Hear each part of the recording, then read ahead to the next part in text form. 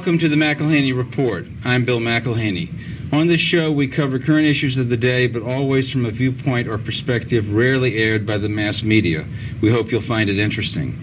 Since 1989, the world has been told that the Soviet Union collapsed and that, except for several countries, communism is dead and the U.S. won the Cold War. The truth, the reality, is quite the reverse. Everything we have witnessed since 1989 has been a massive and successful, multi-decade-long deception strategy on the part of the KGB, the Soviet secret police. The goal? To deceive the West and achieve the goal of Leninist strategy, a totalitarian world government or international police state. We know this from the evidence provided by Anatoliy Golitsyn, the most important defector from the KGB who came to America in 1961. In 1980, he wrote a book, New Lies for Old, that was published in 1984, which described the disinformation strategy and made specific predictions as to what the KGB would do in subsequent years, such as removing the Berlin Wall, changing the name of the KGB itself and other structures in the Soviet hierarchy, and also the role to be played by Mikhail Gorbachev. An independent analysis of these predictions years later showed that over 94% of them came true by 1991 and since then. That's how we know Golitsyn was telling the truth, and quite correct. Our guest today, who first appeared on this show in 1995, is uniquely qualified to expose this conspiratorial strategy. Based in London, he publishes 10 newsletters and reviews on economic, financial, and political intelligence, including Soviet Analyst. These invaluable periodicals incorporate the understanding of post-1989 events provided by Anatoly Golitsyn. He's published Golitsyn's second book, Perestroika Deception. He's also published Joseph Douglas's Red Cocaine on the Soviet strategy of using drugs to sabotage the West. And he's published a very important book, the European Union Collective, on the regional world government now in place over both Europe and Britain. I am so happy to welcome back to the McElhaney Report my valuable friend and colleague, Christopher Story. So glad to have you here. Delighted to be here. Now, for those people who are just learning about Anatoly Golitsyn, we need to emphasize that the understanding he provided about the strategy of which he was a part in the early 1959 to 61 period in forming this strategy in the KGB hierarchy. This multi-decade strategy means that nothing really has changed in the Soviet Union and the other satellite East Bloc communist states that call themselves democratic republics today. Nothing has changed except deception, appearance, and propaganda. And let's go over some examples of that. Don't we have the same KGB leaden bureaucracy with different names on the doors? Absolutely. The KGB remains the same. It's divided itself into several parts, but this is by no means the first time this has happened. It's happened about 5 or 6 times since 1917. But Golitsyn's great achievement was to make Lenin understandable, because actually all that Golitsyn did in his 2 books, New Lies for Old and the Perestroika Deception, is to explain Lenin's mind. And these people actually are in Lenin's mind. They're out of their own minds and they're in Lenin's mind, which is not a very nice place to be. Also, the system of some 1,700 concentration camps that comprise the Soviet Gulag prison house of territory, with millions and millions of political prisoners. All of those concentration camps are still there, but never discussed by the media, which since 1989 has told us that communism's gone out of business. A few years ago, I was privileged to receive a list of these concentration camps from a very reliable source. And this list contained the actual street addresses, I mean, so to speak, and the locations of these concentration camps. And these included a number of new camps which had been set up under the so-called, quote-unquote, non-communist government of Boris Yeltsin, which in fact was a continuation by other means, which we'll come to. Now, I published this. When I published this in Soviet Analyst, I thought this has got to be, a really interesting story. I sent it to the whole of the Western media that I could think of, the English-speaking world. Not a trace no response at all. However, there have been a number of open references to this, which have appeared almost as if by accident in articles in The Guardian and elsewhere, which, of course, I and others collect. And when you put these things together, you get actually a very interesting picture. There's been no change at all.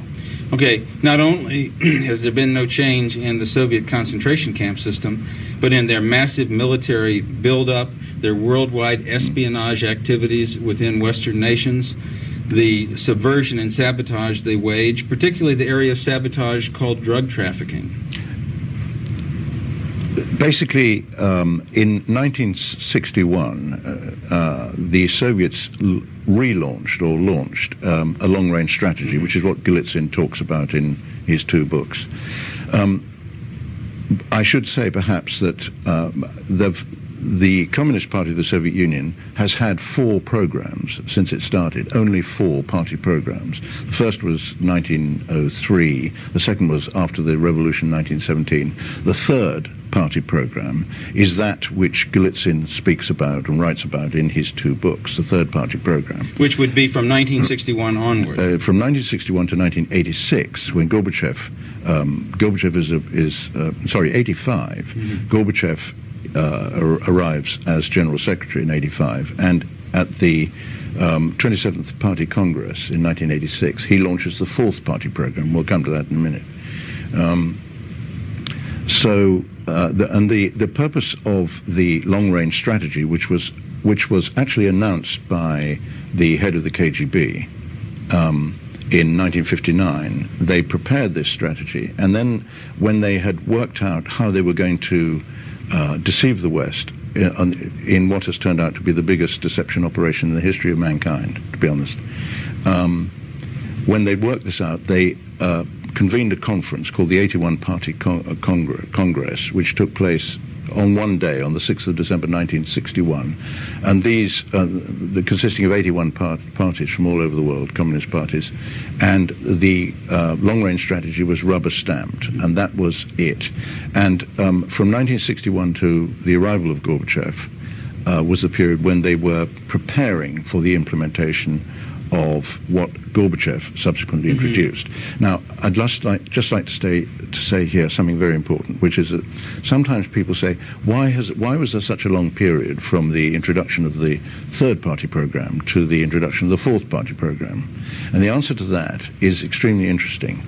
It is that in 1949 or 1948, the Western allies agreed with the Soviet Union, i.e. with Stalin, that Germany was to be occupied for a period of 40 years. 49 to 89 takes you to the pulling down of the Berlin Wall, and on cue, quick as a flash, they start pulling down the wall at the end of the 40-year period. So what do they do during this extended period? Now, by the way, we don't really know why that 40-year period was agreed, but it seems to have been an agreement, almost a secret agreement. By the way, Secretary of State Burns, B-Y-R-N-E-S, was responsible for agreeing. That was his most important contribution, as a matter of fact. That's his main legacy. And we don't really know why it was agreed that the Germany should be occupied for 40 years. I personally do not know the answer to that question. Okay, but the 3rd party program from 61 onward consisted of this scheme to promote disinformation about the alleged crumbling of the monolithic worldwide communist superstructure, alleged rifts and splits between the Soviet Union and Yugoslavia, the Soviet Union and Red China, and give the West the impression that communism was fragmenting and becoming decentralized. At the same time, they were creating and waging an international terrorism campaign by creating an international terror network, we'll get back to. And they were using drugs and drug trafficking internationally as they maintained and gained total control over international drug trafficking as a weapon of sabotage against the West. Yes. So these are all strategies, along with military buildup and espionage. These are all sub-strategies, but they're very important planks. I mean, basically, there are 4 main sub-strategies within the long-range strategy, apart from the the weak look, which you've already described. Right. The weak look being, appear weak, which is based on the ancient Chinese military strategist Sun Tzu, which Sun Tzu's famous book, The Art of War, was required reading and still is in the Soviet military and in the East German. We happen to know that it was required reading in the East German military because we've got a copy of the East German translation of Sun Tzu, which appeared in 1956, which is highly significant. So the sub-strategies are the global drug offensive, the international terrorism offensive, what I call international criminalism, which is the exploitation of organized criminal operations in the interests of strategy. Right. And now this is extremely important. We're going to come, I'm sure we'll have a chance to talk about that more, because basically that is almost completely controlling what's happening today. And then finally, we have, of these four, we have what I call the Gramsci dimension. Now the Gramsci dimension, named after the Italian communist Antonio Gramsci. Antonio Gramsci, Gramsci. He was the founder of the Italian Communist Party and was imprisoned by Mussolini, and wrote a book basically on toilet paper while he was imprisoned, called The Prison Notebooks. And his thesis was that you have to change the cultural base in order to achieve the revolution. So once you've got everybody with garbage ideas in their heads, and you've destroyed art, you've replaced music with hideous noise, you've satanized music, if you like, and you've caused all the things, you've attacked and undermined all the institutions, and traditional values. You've traditional values, destroyed. You've eliminated religious teaching and all that. That is what I call the Gramsci dimension. That's which is commonly known as the culture wars. This is a strategy of the Leninist Soviet revolution. Right. And the criminalism consisted of creating what is now today called the Russian mafia, both within the Soviet Union and internationally, so that any business activity that continued during this period of alleged democratism or alleged reform in the Soviet Union, any business activity conducted there could be controlled by KGB agents who, appropriately enough, since they've always been a criminal enterprise, now called themselves the Russian Mafia, and penetrated all of these business organizations and made sure that they were able to control any active commercial activity, any type of commercial activity, whether coming from foreign capital or within Russia, so that the KGB would maintain even tighter control. That's absolutely true. And in fact, I understand, I don't know his name, or I can't recall his name, but the head of the Russian Mafia, M-A-F-I-Y-A, to distinguish it from the Italian Chicago-type mafia, is a resident in New York City. Because that's where the action is. But the importance of criminalism cannot be underestimated, because what has happened is that the KGB, being a criminal enterprise, by definition, was always very close to the huge underground economy which existed under overt communism. By the way, I use the phrase overt communism. Pre-1989. Pre-1989, and covert communism to describe the present situation, which is, I think, a useful short-form way of doing it. Yes. So that under the KGB there was an organization called the Economic Department, which appeared to be dealing with economic issues, but actually was concerned with controlling and developing the criminal underground. And then in parallel with this, because on the principle of Leninist duplication, Lenin duplicated every aspect of government and activity, party activity, state and party activity. The Ministry of the Interior, the MVD, had its own criminal control organization called, going by the letters OBKH. So you have these two sources of background expertise and knowledge of how to control criminal operations. Which is today the so-called Russian Mafia, actually just another branch operation of the KGB. No question. And after the so-called fake collapse, after the fake collapse of communism, or during this period, the Soviets in fact exported large numbers of KGB officers who'd been retrained as criminal controllers. I call them criminalists, operators of criminalism. And they have joined up with the underworld, the huge underworld in the West, here as well. Now, the drug dimension of the world revolution, which they largely control, but not entirely, but they largely control it, is, of course, it operates in parallel with and is part of this criminalist operation. And basically the international drug trafficking elements that they control must finance the world revolution. But it has another very important point, rationale, which is that because the proceeds of drug operations have to be banked, they have their own bankers. Now, we know from Joe Douglas's book, which I was privileged to edit and publish, Red Cocaine, that, which is based on the debriefing of a very senior Czech defector called General Jan Šejna. We know that Šejna was actually the highest official in the Czech Communist Party. He was the secretary overseeing everything, and he was responsible for making the administrative arrangements for delegations of bankers who were coming to Czechoslovakia in the second part of the 60s to be selected by the Czechs, who were acting as cutouts for the Soviets. Although there were senior Soviet officials present at these selection meetings, they actually chose the bankers who were going to launder the proceeds of their drug operations, because they knew that these would become so massive. Now, I'm not saying that the Soviets are totally in control, but the extent of their operations is huge. And in the Western Hemisphere, by the way, it's controlled by the Americas Department of the Cuban Communist Party.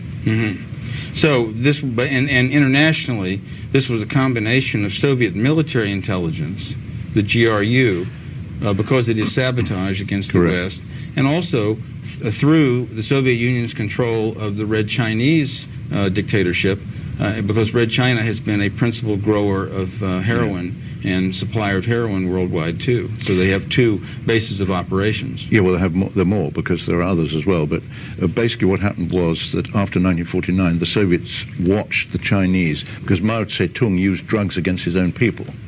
And then after the revolution, the Chinese communists exported their drug trafficking as an element of their own operations. And the Soviets watched this, and then they set up their own separate international drug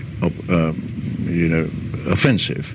And in the course of doing this, they tried to penetrate those rings, those groups of drug operators that they could. And where they couldn't succeed to actually break in, they formed their own and replaced them, basically. And in Colombia, of course, through the Americas Department of the Cuban Communist Party, they control what's going on in Colombia. No question. So this organized criminalism, as an activity on the part of the KGB since 1961, is the Russian mafia and controls any business activity that we hear about as examples of alleged free enterprise breaking out in the so-called New Russia and the satellite nations. That's almost entirely true. I mean, what we have in these countries is what Lenin called state capitalism, which I now have renamed state-controlled capitalism. Yes. Which means that it appears to the West as though these enterprises are entirely freestanding, and they've got shareholders, and they have managing directors, and they've even got in Moscow large office blocks like Gazprom, but they are in fact entirely controlled by the state, with the revolution, but through the intelligence services. Yeah, and that's a deception and a performance very similar to the performance of political democratism, where we see alleged rival parties and rival candidates taking part in elections in the so-called New Russia and the new satellite nations, when actually all of these parties are controlled by KGB personnel, and it is a performance for the American public to watch on CNN and through other parts of the media. A major part of this strategy since 1961 has consisted of building slowly and installing a very dictatorial regional world government over all of Europe, on top of the existing socialist bureaucracies that are in the governments of these countries, over all of Europe, and now sadly also Britain, in the form of the European Union. And this constitutes an accomplishment of Leninist strategy, as predicted by Golitsyn. And of course, while the KGB had infiltrated all the European governments and the British government, as they had infiltrated the American CIA and other parts of the United States government, in addition to that, the current treaty arrangements between the European Union, based in Brussels, and the new Russia, mean that there's even further, tighter Soviet and KGB control over the foreign policy of this new globalist regional government that controls Russia, that controls Europe, and controls Britain. I don't disagree with any of that. One of the important things that Golitsyn teaches us in the Perestroika Deception is that it doesn't matter who wins an election, the communists always win. Now, the reason for that is that every single political activist you see on the Moscow stage, if you can be bothered to see what's going on, because, by the way, the TV cameras are only focused on Moscow. Right. You never see what's going on in Leningrad or in Tbilisi or in Alma-Ata or anywhere else, only Moscow. That's where the controls take place, because all the other so-called, free republics now, they're controlled, of course. These republics, they're still Stalinist states, almost entirely. There's hardly any, I don't think there are any exceptions to that. But this business of controlling all the political parties and allowing them to adopt different names, this was a conscious policy which was laid down by Gorbachev and Yeltsin at the 28th Party Congress in July 1990. Both Gorbachev and Yeltsin made speeches in which they said to the comrades, now is the time to follow whatever path you feel would be most appropriate. In a nutshell, that's what they said. We have the two quotes in my book, the European Union Collective. So that's what I call democratism, which is the creation and democracy. Is right. Now that pattern is being implemented in the European Union because this means almost all the participants, even at national level, in the political process, are selected for the job or are, appointed or are chosen. Now, it's quite difficult to explain this, but in Britain there's an extremely lethal piece of legislation which requires all political parties to register at a central registration point, and it basically dictates what the political parties can and cannot do. But in the European at the European level, no political party can participate in the European Parliament if it's not 100% signed up to the idea of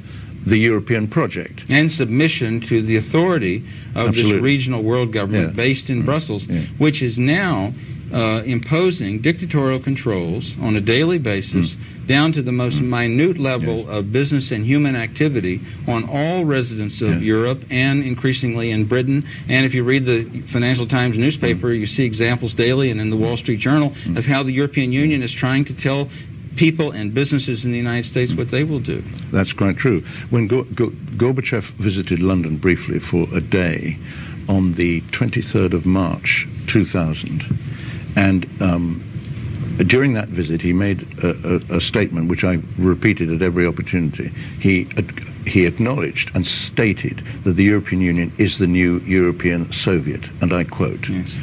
That's what it is. Yes. Now, let me describe the European Union, what it really is. It is a political collective.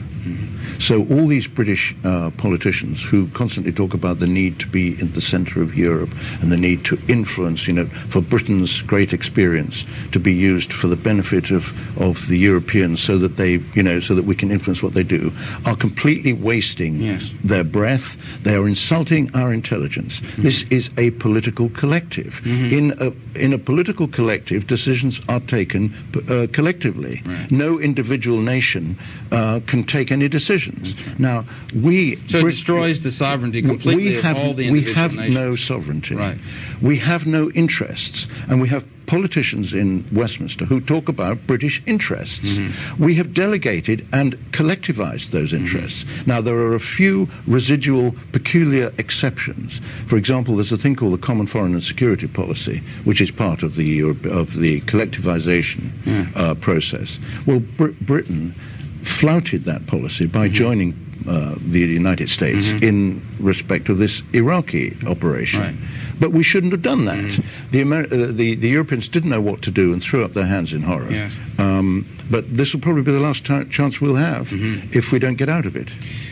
So Gorbachev's purpose, and it's so interesting that Golitsyn describes Gorbachev in the book he wrote in 1980, before anyone had heard of him, describes his role, describes the character that he would play on the stage of this deception, describes him, and his purpose obviously was to go from the third-party program of 1961 to about 1985, and in 1985 start the idea that the Stalinist model was over with and that there was going to be this new reform system.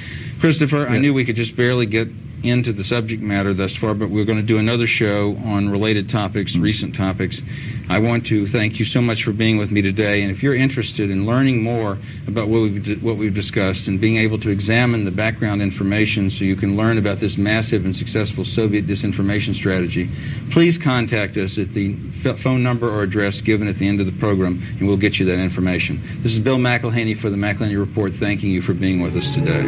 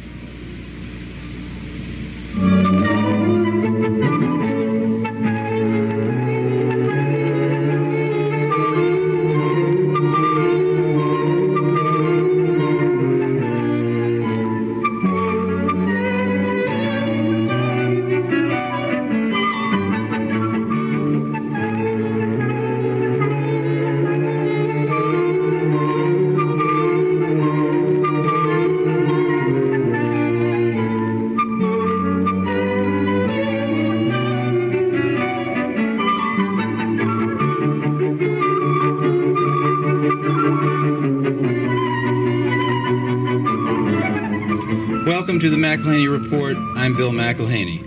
On this show, we cover current topics of the day, but always from a perspective or viewpoint rarely aired by the mass media.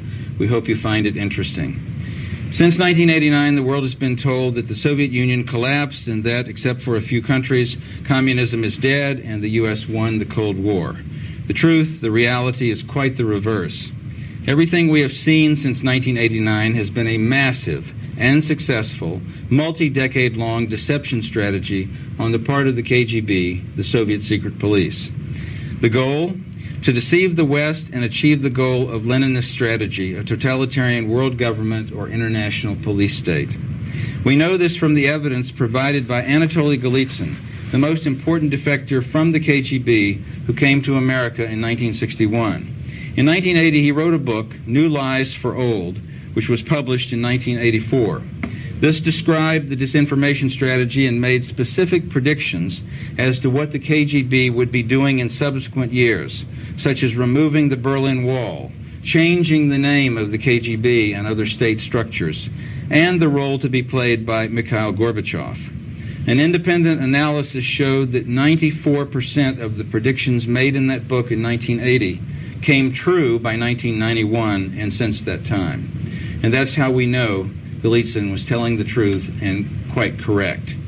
And understanding Golitsyn is absolutely indispensable to an understanding of international terrorism today, what happened on September 11th, and the war recently fought in Iraq. Our guest today, who first appeared on this show in 1995, is uniquely qualified to expose this conspiratorial strategy. Based in London, he publishes 10 newsletters and reviews on economic, financial, and political intelligence, including Soviet Analyst. These invaluable periodicals incorporate the understanding of post-1989 events provided by Golitsyn. He has published Golitsyn's second book, Perestroika Deception. He's also published Joseph Douglas's Red Cocaine on the Soviet strategy of using drug trafficking as a means of sabotaging the West, and a very important book, the European Union Collective on the regional world government now in place over both Europe and Britain. I am so happy to welcome back to the McElhaney Report my good friend and colleague, Christopher Story. Delighted to be here. In the introduction, I tried to summarize briefly what we've covered in prior shows. And what I want to concentrate on today is another major example of Soviet strategy since 1961, or what was called the Third Party Program from 1961 onward. And the fact that this strategy has continued unbroken since 1989 is just another example of the continuity of KGB control in the Soviet Union and the other communist countries, despite the pretense and deception about reform and democratism and changes that allegedly were made. And that, of course, is the International Terror Network. Now, we had the benefit of knowing, going back to the early 1980s, from works like Claire Sterling's very important study, The Terror Network, we had the ability of knowing that by the early 1960s, the Soviet KGB literally created an international terror network worldwide in scope, with training centers around the world in Soviet satellite nations, and headed by two principal directorates. The one directorate of this being the Palestine Liberation Organization, PLO, a leadership directorate comprised of several parts and headed by Moscow-trained Yasser Arafat, and also the Cuban-based, the KGB in Cuba is the DRG, the Cuban-based tricontinental apparatus. And these were the two directorates running this terror network created by the Soviets in the mid-60s. So let's talk about that terror network, because it still exists today, and we're told communism has collapsed, and yet their terror network is functioning more actively with the same KGB control today. Yes. In, I think it was January 1966, the Soviets summoned a special conference in Cuba called the Tricontinental Conference. And as far as I recall, 538 delegations from communist structures around the world arrived at this conference.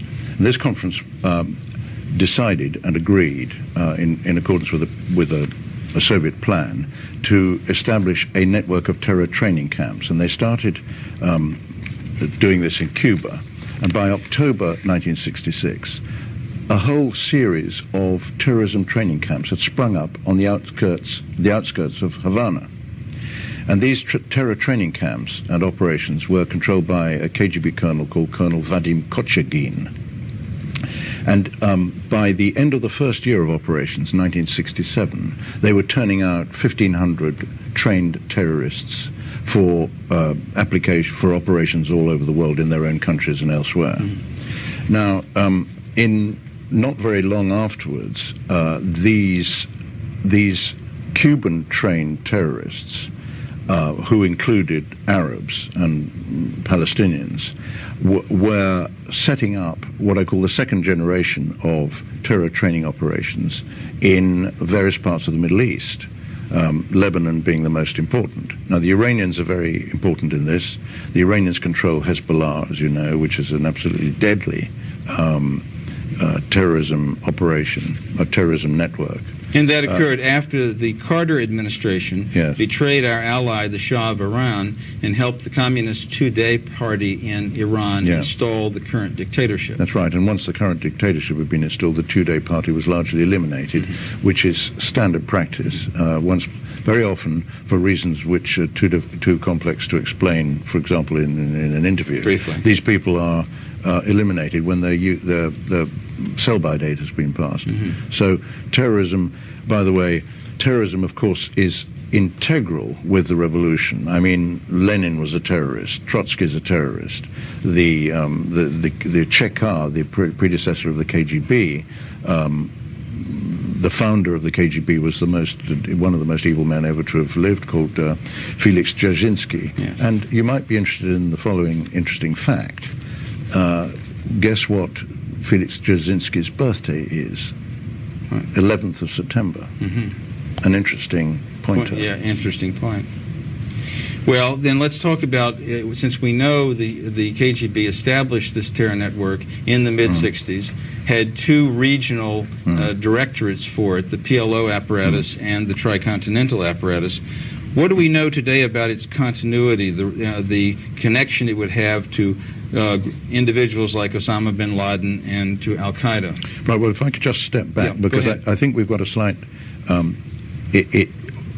people like us, analysts, we have to put together information which is not necessarily current, although we try to live with current, but it's very rare to obtain absolute, current information. We know that the KGB was, because of Vadim Kochagin, we know that the Cuban camp operation was a KGB operation, and we know also that the establishment of training areas in the Middle East was KGB. But we also know from a source which I found, which is a book by a man called Gail Rivers, who was a New Zealand terror expert and an intelligence officer. He writes in a very interesting book called The War Against Terrorists, How to Win It, dated 1986. And I just want to read you this because this is of extraordinary importance. He says, a recent Russian defector named Bokhan, who was attached to the Soviet embassy in Athens from 1968 to 1975 and was a member of the GRU being Soviet military intelligence, as opposed to the KGB, confirmed that the GRU was orchestrating terrorist acts both in Greece and abroad with the aim of creating subversion and terror worldwide. Now there you have a smoking gun. This has been in the public domain, this book, since 1986. This is a highly, Gail Rivers, a New Zealander trained in the special forces, says in the flap, is an articulate man of high principle who has risked his life many times in the counter-terrorist war on 5 continents. Now this is not an idle statement. Everything in this book, by the way, that I've read is absolutely first class. So here we have a statement by an expert who knew this, that the Soviet military intelligence are behind the terror network, the terror operation. Now, the KGB, of course, is also military intelligence, and they're interlinked. Yes. So while the distinction is valid, it's also invalid in the sense that the other name for the Soviet military intelligence is, in fact, the first chief directorate. So Soviet military intelligence is behind the global terror offensive, which is a very key element of the long-range strategy. Now, why has this been totally ignored by the media and by our governments? The British government and the American government have said absolutely nothing about this. Why is this? Well, and it's come to the point now where supposedly the leadership of the new democratic Russia is enlisted by the American government to be our advisors, consultants, and partners in fighting and stopping world terrorism. Absolutely right. The very network which since the 60s, under the visible leadership of Yasser Arafat, the Soviet KGB and GRU have controlled. And unfortunately, we've come to a state of affairs today where the Bush administration, as was the case with prior administrations, is giving over $1 billion a year to the communist PLO specifically to administer its takeover of part of Israel, and we're forcing them on Israel. We're protecting Yasser Arafat from being disturbed or removed by the Israeli government. And we're maintaining the continuity of this Soviet-controlled terror network, supposedly years after communism disappeared from the planet. Yes, and it's gone even further, because we now have a prime minister of the Palestinian Authority, Yes. whose name is Abu Mazen. That's his code name. His real name is Mahmoud Abbas. Now, this man was, quote, was, in quotes, in control of Hamas, the most devious and most egregious terrorist arm of the PLO. All of a sudden, this man is persona grata in all Western capitals, in Washington, London, and Brussels. And he is the new Mr. Democracy. Now, why is this? And the answer to this is that, as has happened in the past, this man has been bribed. He has been paid very substantial sums of black operations money to change his tune in order to suit the objectives of the Western manipulators who are trying to sort of achieve whatever their objective is. And well, in a way, remember, Gorbachev lost credibility as an alleged reformer when it was obvious that he was still a Leninist and still promoting Leninist strategy. So they had to bring in a new performer, Yeltsin, to appear to be more likable to the West, and we had to definitely support him for fear that some other maniac would come to power. So in essence, we got the same thing here. It's a puppet show. It is a puppet show. You've got Arafat and a puppet working in the PLO leadership, and it gives the United States government the excuse to support the puppet. Don't forget that Mrs. Thatcher said to me, when talking about Gorbachev, whom she knew very well, she said, he's not a Leninist anymore, she said to me. But he said he was. He said he was a Leninist in all his speeches, which I've read. He never hesitated to admit it. He took every opportunity to say, I am a Leninist, I've always been a Leninist, I will always be a Leninist. I've been a communist since I was born, and I will always remain a communist, and we will never diverge from the communist path. And after he left his role in the Soviet Union of ushering in this post-Stalinist pretense and performance of the new phase, the fourth program of the Soviet strategy, he came to the United States and continued to promote Leninist strategy, and is still doing so today, well-funded and supported, promoting world government and worldwide controls in the name of environmentalism. Yes, through an outfit called the Gorbachev Foundation, which consists entirely of Soviet apparatchiks, and by the way, was involved with an outfit called the State of the World Forum, which, when translated from Lenin speak, means World State Forum. Yes. Anyway, we need to talk about Saddam Hussein. Yes, and as a major example of the fact that there has been no real change in the Soviet Union since 1989 and worldwide in other communist countries, the international terror network controlled by the KGB continues just as active, and it is inconceivable that any alleged group like Al-Qaeda or any alleged terrorist operative like Osama bin Laden could ever function independent of this network. That is absolutely true, and indeed all honest experts acknowledge that it is impossible for any of these operations to take place, particularly the 9/11 one, without the support of a major power. Now, in this connection, we have certain information. First of all, as you know, Saddam Hussein was in business with very important forces in the United States for at least 10 years. This is true. And was a major recipient of U.S. government funding and support. That's right. Because when we turned Iran, the United States government turned Iran over to the communists and made an enemy state of that, the United States government had the excuse to support Iraq and Saddam Hussein, although controlled by the Soviet military, support him as an alleged buffer against Iran. Right. But Iraq is very important, because it's quite clear that what's been happening in Iraq is not what you read in the newspapers. Now, I mentioned black operations money just now, and we can't go into that in much detail here, but the fact is that under the first Bush administration, an enormous sum of money was raised from 200 banks based abroad, all of them foreign banks. The sum of money concerned is so enormous that it could not have been raised for any other purpose than the implementation of what I call the new underworld order, if you like. They actually raised 18 trillion, but the objective was to raise 29.8 trillion. And this money, of course, is multiplied, and there's this huge sort of pool of black operations money which is parked offshore. I mean, this is a separate subject on its own, but I just wanted to give that background in order to come to the point. Can we understand this in summary as the extension of the KGB strategy of functioning as the Russian mafia and extending criminalism as a strategy into Western intelligence services? Absolutely. Okay, that's part of it. There's been a merger of intelligence services, both vertically and horizontally. If you like, vertically with both their own underground criminalist classes and with foreign underground criminalist classes.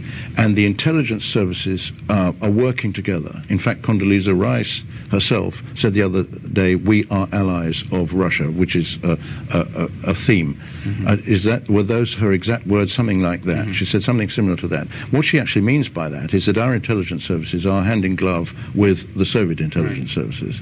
Now, Saddam Hussein was very important in this operation. Obviously, we don't know everything that we need to know. But at some point, as happens among thieves and among these crooks, they fall out. And there was a falling out between Saddam Hussein and his criminal network and the American criminal operatives at a very, very high level in the American government. And American intelligence, by the way, has a particular speciality, which is to set up their next enemy.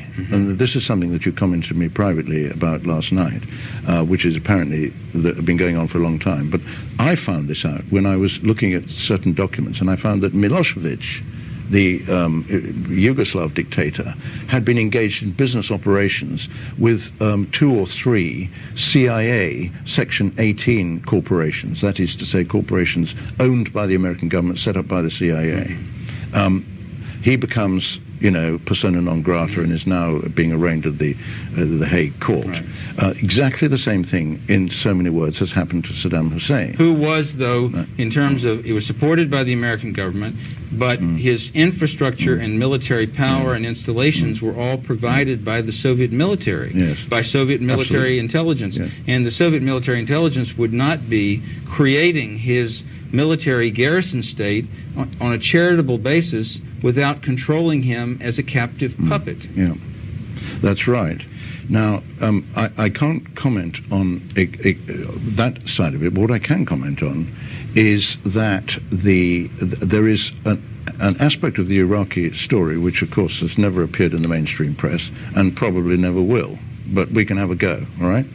And that is that there was a computer program by the acronym PROMIS, P-R-O-M-I-S, which was developed by an American expert called William Hamilton. And this program, in so many words, enables a user to see inside another government or another bank's database if the other party has got the same program.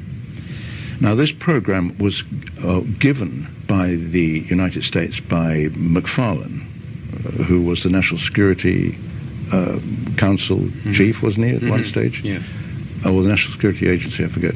This was handed to the Israelis for certain reasons, because the CIA can do certain things and it cannot do certain things in the United States, and employed the Israelis to do it, to do them. The Soviets wind up with this program because the Israelis gave it to the Soviets or sold it to the Soviets. And if we didn't, indeed. If the Americans didn't. And it winds up, quote unquote, on the Soviet black market and is picked up for $2 million by the Iraqis. So you wind up at a certain stage in the 90s where the Iraqis have got a copy of PROMIS. Now, when I mentioned the black operations money, this money is offshore, and the reason it's offshore is that it's connected with the semi-privatization of American intelligence, which occurred as a consequence of President Reagan's Executive Order 12333, under which certain intelligence operations were, quote-unquote, privatized. Now, if you think about this for more than a split second, you can see how incredibly dangerous this is, because we now have, in the United States, a number of organizations owing allegiance to very important people, such as George Bush Sr. and various others we could name, who appear to have been operating as sort of add-ons or standalone intelligence organizations, although they are contracted to by the various so-called American acronym intelligence agencies. Right, like the CIA. Right. Now, as a consequence of this, these people, or elements within them, believe that some of this money, which is offshore, this black operations money, should be paid to them.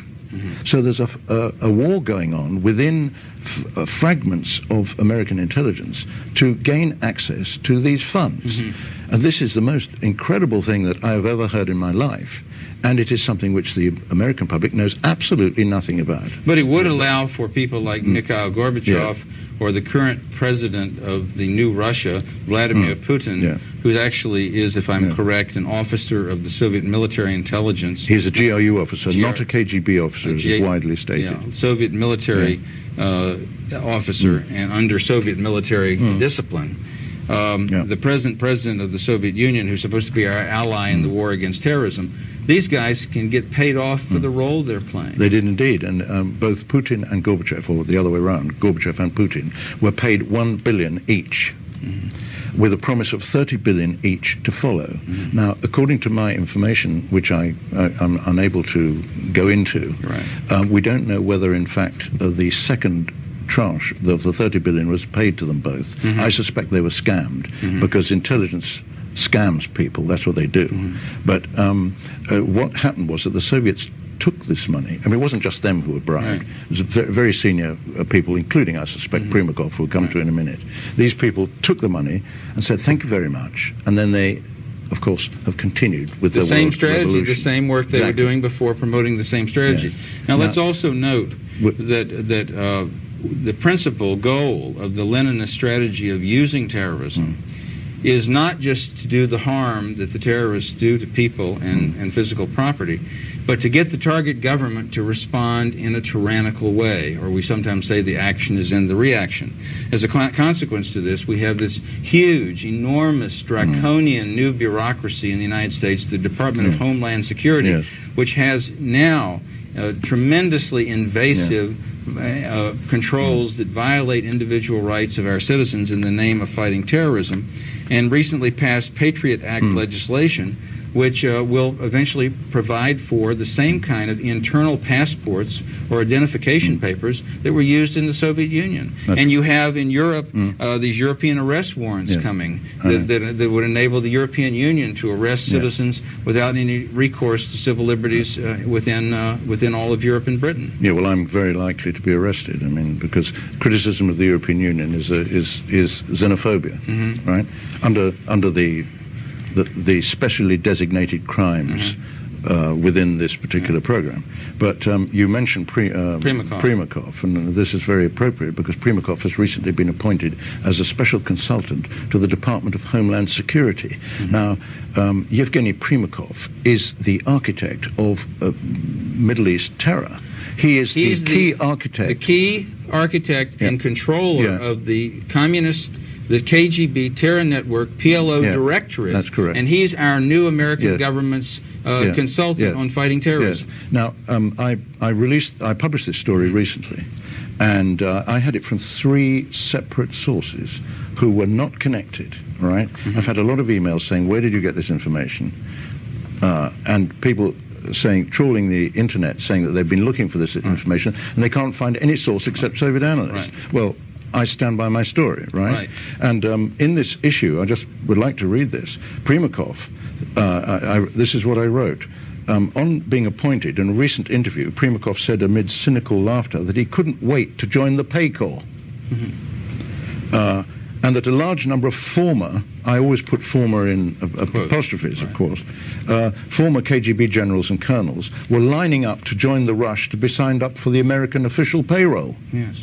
To fight terrorism. To fight terrorism, which the Soviets are themselves responsible for. Directly continuing to direct and coordinate. Correct. And unfortunately, the American government, principally through $1 billion given by the Bush administration to the PLO portion of the directorate, is funding and financing. And yet the American government's response to terrorism is to impose such dictatorial garrison state controls on American citizens that fingernail files can be confiscated from people at airports, something that Adolf Hitler didn't even dream about doing. Well, that may be true. But once again, Christopher, we barely scratched the surface. I just want to thank you so much for being with us today and hope it'll be an impetus for our viewers to research this and look into it more. If you're interested in what you heard today, would like to know more of the background and read more about it, have access to these sources, it's very important that you do. Please contact us at the phone number and address given at the end of the program. We'll make sure you have access to them. Thank you so much. This is Bill McElhaney for the McElhaney Report. Thank you for joining us today.